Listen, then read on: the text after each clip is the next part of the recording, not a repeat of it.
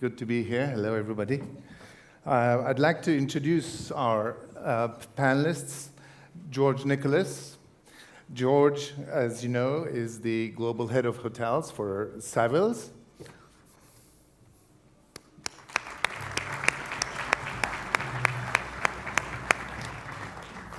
Thanks.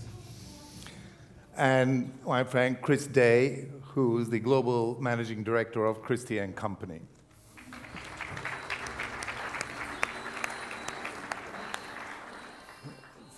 So before we go into the question and answer panel, both panelists have a small presentation to make just to tell us where the money is. Maybe we don't need to talk after that. So, Thanks, Omar. Good afternoon, ladies and gentlemen. It's always good to remind ourselves how far the hotel investment market has moved since the inception of IHIF back in 1997. Back then, hotel investment was driven either by owner-operators or owners looking to work with a branded hotel management company. Franchising was focused on North America, and leases were few and far between. Institutions and funds were reluctant to invest in the hotel market. But let's roll on 21 years. How far the market has come. Alternative investments, including hotels, are becoming mainstream as investors worry about the ramifications of technology and changing habits in the core real estate sectors. Yields are sharpening for management contracts as well as leases, and third-party management companies operating franchised hotels are replacing branded hotel managers. Lifestyle hotels and alternative brands are seen as the panacea. Activity over the last 5 to 6 years illustrates the shifting capital sources. The financial crisis had a significant impact on the hotel investment market. Overexuberance by investors and banks from 2005 to 2007 resulted in many European hotel portfolios finding a new home, the bad bank. Divestment of these non-performing loan portfolios created the stock to feed the capital sources from 2011 and 12. The process is still ongoing, particularly in some southern Mediterranean countries, including Spain and Italy. Acquirers of these non-performing loan portfolios are well known to all of us: Cerberus, Lone Star, Blackstone, and KKR, just to name a few. In 2014, we saw the emergence of significant Asian buyers. Their activity was headline-making. Angbang Insurance Group bought the Waldorf Astoria in New York and Strategic Hotels. Shanghai Jingjiang acquired Louvre Hotels. Hong Kong CTS acquired Kew Green in the UK. And HNA acquired Carlson Residor, as well as major shareholdings in NH Hotels and Hilton. In the last 4 months, we've seen the re-emergence of European funds buying across Europe. LRC Group acquired Amaris Hotels for 676 million euros. Pandox and Fatal acquired Jura's Inn portfolio for 900 million euros. And Q Hotels was acquired by Aprirose along with Syndat Capital for 570 million. The private equity and opportunity funds, who were the MPL players in 2012 through to 2015, have now become the sellers. The super Chinese buyers, HNA, Wanda, Foshan, and Angbang, have recently emerged as sellers following the Chinese government restrictions on overseas investments in the hospitality and leisure sectors. And it's recently been reported that the Chinese government have taken control of Angbang's assets. The emergence of European-based players is a strong indication that the market is normalizing. The chart behind me illustrates the shifting sources of capital. As hotel transactional activity started to pick up in 2014, European and US investors were the most active, particularly in the UK. 2015 saw many portfolios being transacted, and US money from PE and opportunity funds flowed into Europe. Starwood Capital, KSL, Cerberus, Apollo, and Marathon represent some of that activity. Asian money was also active, with CTS buying Kew Green and Singer Estates and FICO buying Jupiter Hotels. With Brexit looming in the UK, activity slowed in the first half of 2016. US investors were more cautious, allowing European capital to take the lead, notably in Germany. Asian capital also started to take advantage of the FX boost and higher yielding opportunities. 2017 saw increased transactional activity in the UK and Spain, with European investors still leading the charge, even though US money made a notable comeback in continental Europe. Following the opportunity funds can be instructive. I've already mentioned the activity in the UK, followed by an increased focus on Germany and the Netherlands. More recently, Spain has been the fulcrum of opportunity fund activity, and we are starting to see increasing churn of MPL portfolios dating back to the financial crisis. The focus is now switching to Italy and some of the smaller markets in southern Europe. 2015 was the strongest year in terms of hotel transactions, reaching 27 billion. In 2016, Germany outranked the UK for the first time, with transactions reaching 5.7 billion. And in 2017, transactions in the UK again picked up, as I've already mentioned. Juries transacted, as did Q Hotels. And at the same time, Spain saw transaction volumes more than double, from just below 2 billion to over 4 billion euros. Opportunity funds and private equity continue to be the key sellers of portfolios. However, we are seeing increasing activity around subgroups and single assets, where the buyers of the portfolios who plan long-term holds are starting to shape their portfolios and improve their market positioning. The changing dynamics of the hotel investment market is encapsulated in the story of Juries. Juries Hotel Group dates back to 1881. The Juries Inn brand was created in 1993. Juries Doyle Hotel Group was formed in 1999. And we might remember Quinlan Private acquired Juries Inn portfolio in June 2007 for 1.165 billion, or 792 million sterling. In 2008, the Oman Investment Fund became a shareholder, and a new investor group was created in 2013, including the Oman Investment Fund, Mount Kellett, Westmont Hospitality, Avestas Capital, and Ulster Bank, part of RBS Banking Group. In January 2015, the sale was announced to Lone Star at 680 million sterling. And just recently, in December 2017, the sale announced to Pandox and Fatal Hotels was consummated at a figure of 800 million sterling. After the turmoil created by the financial crisis, Juries Inn seems to have found a long-term home. The portfolio comprises 36 hotels, and it's been reported that Pandox retain ownership of 20 hotels, with Fatal, through Leonardo Hotels, acquiring the remaining 16 hotels held on long-term leases. Leonardo has also acquired the operating platform for all 36 hotels and the Juries Inn brand. Juries Inn represents a great example of how an operating business can move through multiple ownership structures and yet retain the same facia and persona to its customers. It also illustrates how far investment activity has moved on during the life of IHIF. So, what's next? We continue to see demand at all levels for generic portfolios, quality single assets, and peripheral high-yielding assets. We are operating in a highly competitive and sophisticated investment market that is competing head-to-head for global capital with core real estate markets.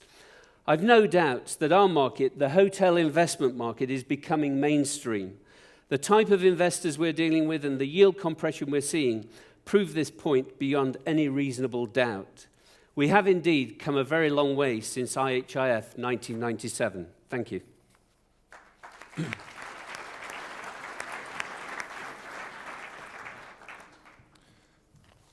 Well done, Chris. Thanks.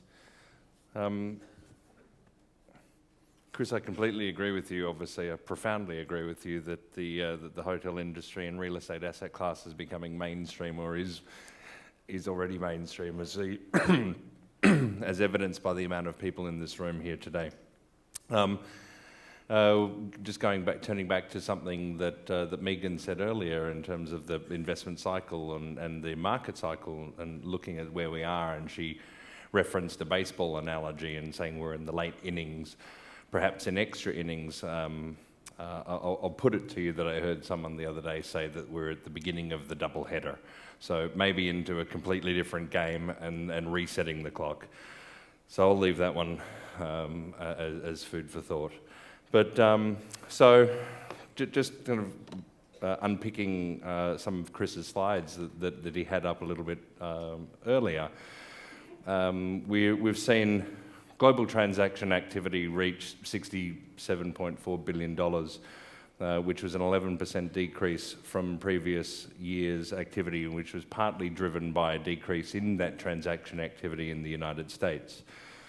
Europe, however, or as you can see on this slide, we call it EMEA, which is Europe, Middle East and Africa, but it's predominantly driven by the transaction activity on the continent and in the UK, achieved its highest record, or its record transaction activity at 21.7, I think Chris had 21.9 billion euro, which is remarkable, and that's up 22% on the previous year, and in a healthy observation, at least half of that, and the numbers flex between what is a portfolio, and some singles are accounted as two properties, but we're looking at somewhere between 50 and 54% being single assets, which is a nice base off of which to grow. Leading the table in Europe on transaction activity this year, as Chris pointed out, was the UK with a transaction of 5.4 billion, and which was up from 3.6 the year before. Single assets in the UK were 3 billion euro, and the most active market in Europe from transaction activity basis was London, with 2.5 billion in real estate transactions, hotel real estate transactions, followed remarkably, or perhaps not so remarkably, but very excitingly, by Amsterdam, which has really lifted its game in terms of the quality of the stock there and the investment stock and hotels in that market. At 1.3 billion. So what's driving this increase in transaction activity? Well, a number of things. As we know, debt is the oil that primes the pump of liquidity, and while that is relatively cheap and credit is fairly well accessible, we're going to see continued transaction activity in hotels. The attractive yield premium over government bonds and the strength of the US dollar, or US pegged denominated currencies, and in the case of the US and Hong Kong investors particularly, and the weakness of the euro and the British pound is driving that. Now, going forward to next year, we're forecasting transactions in Europe to be roundly the same at that 22 billion euro mark. All right, this is kind of a full slide, and if you're observant, as I wasn't, and only just picked it up in the back room as we were listening to Robin, top left-hand side in that gold circle, 13, 14, and 83 doesn't equal 100. That 14 should say 4. In the US, you can see hotel transactions are largely domestic. In Europe, EMEA, we see domestic is 40%, but you need to add the difference when we're comparing apples to apples is that Europe is a population of 360 odd million people, similar to the States, but it's multiple different countries. So we need to add domestic plus interregional, and you get to 65. What that means is there's the remainder of the European transactions have invited or used external sources of capital to the tune of 35% versus the Americas at 13, or even Asia-Pac at 12. Where does this money come from? You can see in the green arrow pointing from China, which includes Southeast Asia and Hong Kong and Japan and South Korea, in roughly $2 billion US. You see from the Middle East into Europe, we've had roundly $2 billion worth of asset-backed transactions, and that's coming through the forms of there's one particular American group that's fronting a Qatari investor. And then, very interestingly, you can see the US have come in with 4.7 billion, and all that adds up to 8.7, which is 35% of 21. So interestingly, we see the the US investors being still number one in Europe, and then, as Chris said, the Swedes and the French followed very, very closely. Now, this has all come from largely an increase in allocation of funds available to real estate. So the numbers here, the billions, the 500 billions, etc., as you see in the chart on the left, is an allocation of investment classifications of all real estate, not just hotels. And interestingly, the MSCI, which sectors investments, created in September 2016 a brand new and 11th sector called real estate. Real estate used to fall into the finance classification along with banks and insurance companies. Now it has its own allocation, and we're anticipating increased funds available from pension funds into the real estate and therefore into hotel real estate. That allocation has increased 200 basis points, or 20 basis points rather, from last year into this year, and not everyone has taken up their full allocation, so we're anticipating an increased flow into real estate generally. Institutional investors, private equity and listed companies have increased their activity, and others are church groups, associations and smaller groups. And the bottom right-hand side, that chart has slightly gone off skew, but the top line there is where are people wanting to invest their money, and Europe is second, and the Americas is number one. So the American is still attracting a lot of investment, notwithstanding the fact that that they've got President Trump as perhaps a detractor from some of the Middle Eastern investors in the last year. They're appearing to become more and more comfortable with him at the helm. And where are they investing? Where are these investment funds investing into what sectors? Now we can see that the private equity is by far the leader of the pack here, and they've raised roughly another 250 billion worth of dry powder into the real estate sector, and therefore a smaller amount that goes into hotels available for investment. The opportunistic funds will continue to seek value add and generically opportunistic deals in platforms and real estate. But interestingly, I think we're going to see, as you can see by the light blue line there in the middle with the number 49 billion available to it, is a significant increase in debt funds available. So where investors have been going into the equity as part of that capital stack investment, they're now investing into the debt, which, question, is that a sign of caution, or is that just another way to repackage an investment? Question. So thank you.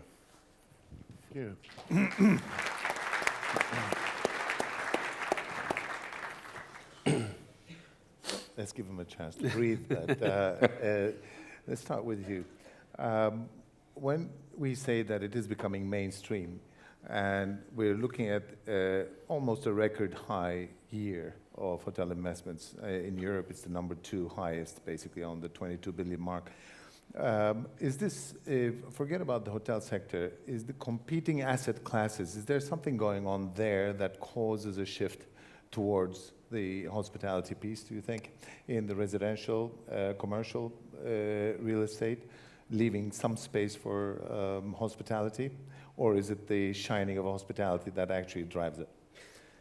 I think it's partly driven over by the weight of capital that's looking for real estate. I think some retail investments are certainly becoming peripheral in terms of what the institutions are looking at, and I think they're more choosy in terms of retail assets. Logistics, the big sheds that house Amazon, those are definitely becoming very attractive.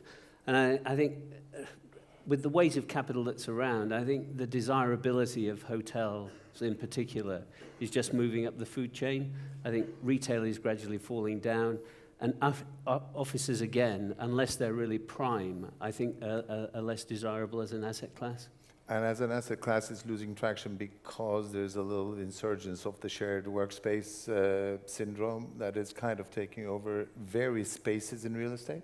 Yeah, I think so. I think people are working more flexibly, and if you've got offices in tertiary or secondary locations now, I think it's increasingly difficult to look at where your long-term income's going to come from. Right. A lot of that has gone back to short-term lets. So hotels have a great chance.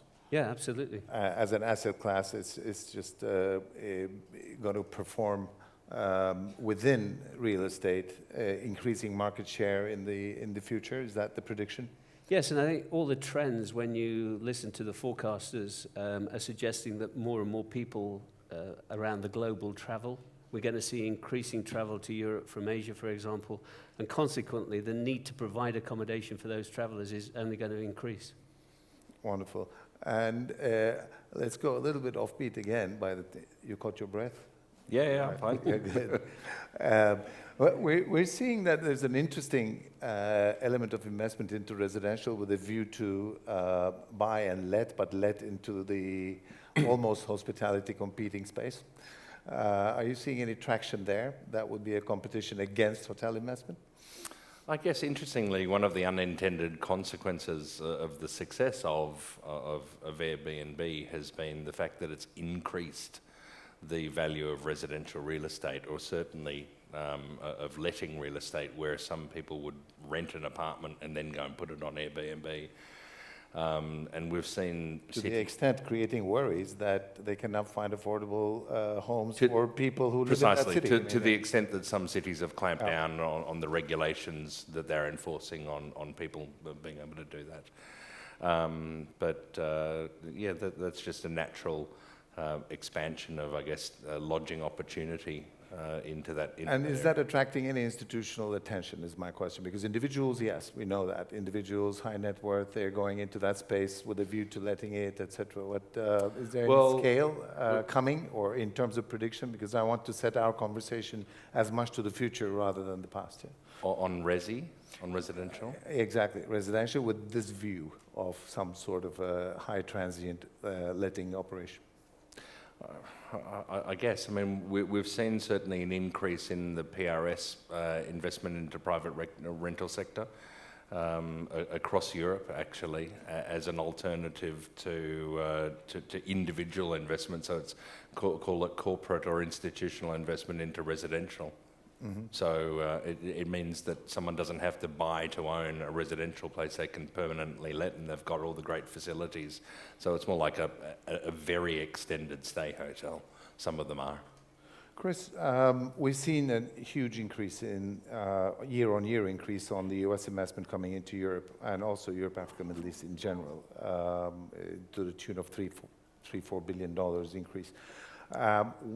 What percentage of that, roughly, do you think is attributable to the tax breaks that the new tax regime, if you like, is setting into the US? And I know that the date was quite late in the year that it actually took effect, and in fact, the actual effect is going to be way into 18-19.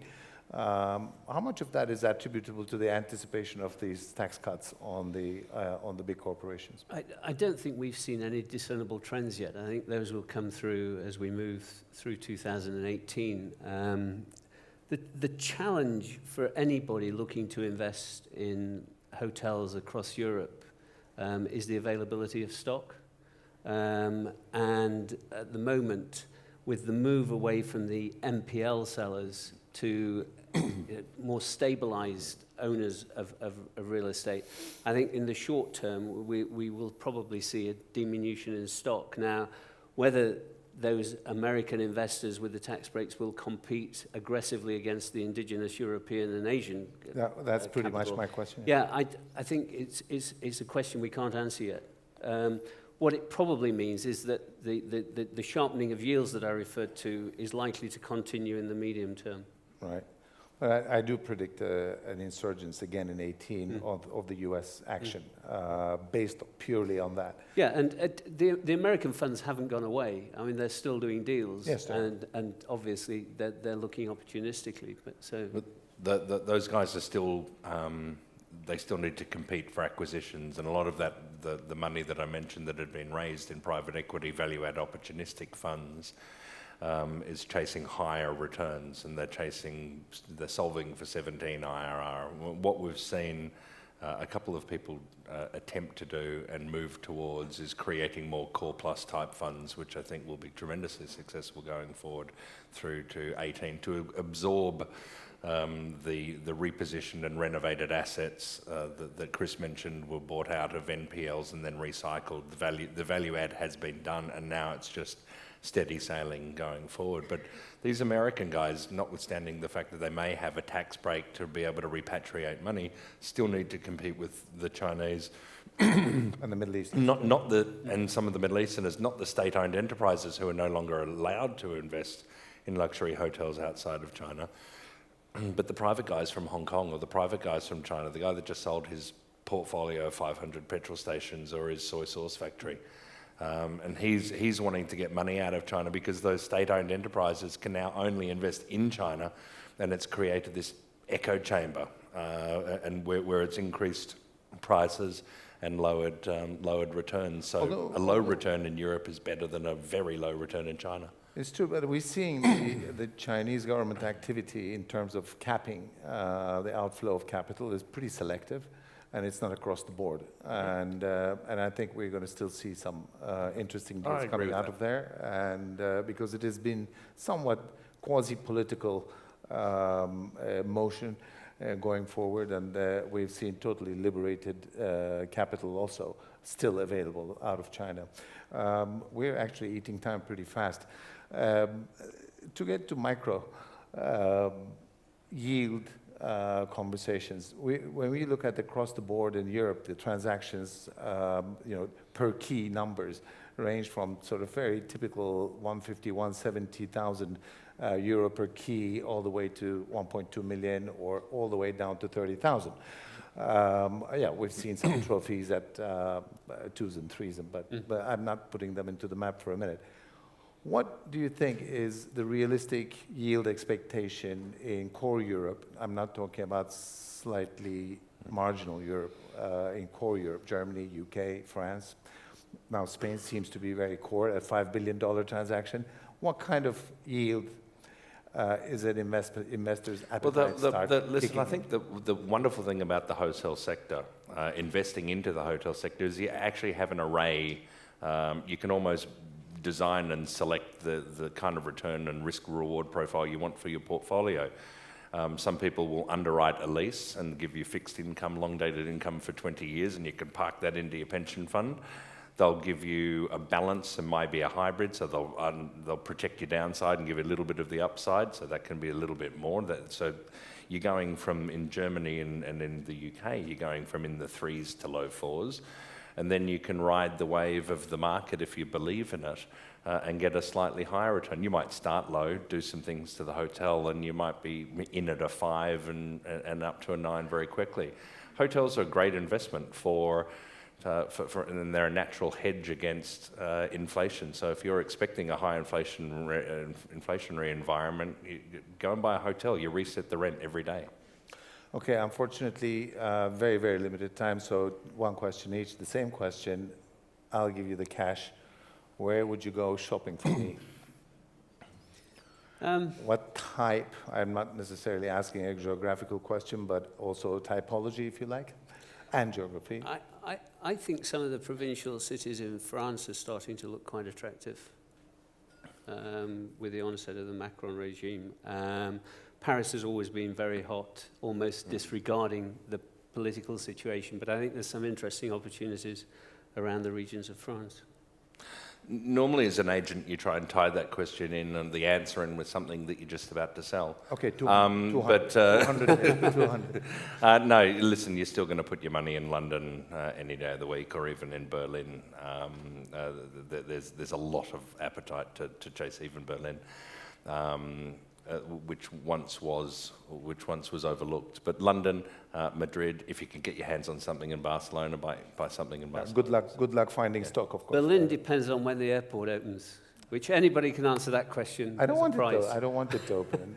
But if you wanted my my money, but unfortunately we don't have the time to deliberate on that. But when we talk about transactions and hotel investments, we're always looking at buy and sell transactions, by and large, and all these billions of 21.7 billion euro coming into Europe transactions are all buy and sell.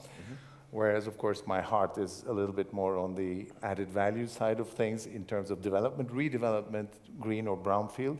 And we haven't had much time to assess the risk appetite of investors into that space and what piece of the development risk they are prepared to take. But I find probably the bigger returns are still in the added value transactions, which involve a little bit of hard work on the development side.